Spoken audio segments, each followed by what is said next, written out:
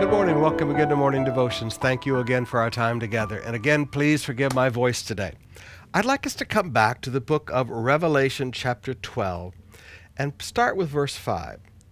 She gave birth to a son, referring to Israel, a male child who will rule the nations with an iron scepter. Who will rule the nations with an iron scepter. We know that Jesus one day will return to this earth. He came once in grace and mercy to die on a cross as a humble servant to provide forgiveness for our sins. But when he returns, he will come back to rule and reign for 1,000 years.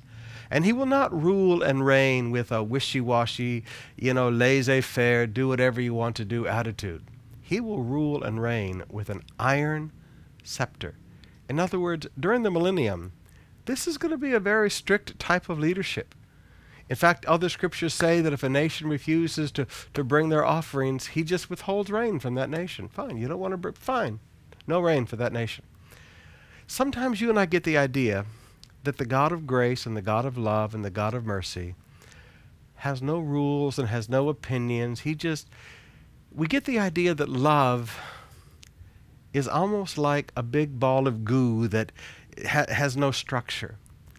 But I think the more you get to know God, the more you find out God has structure. God has do's, God has do-nots, God has rules, God has expectations. And I think that you need to understand that the leadership style of God is very clear. He will rule with an iron scepter.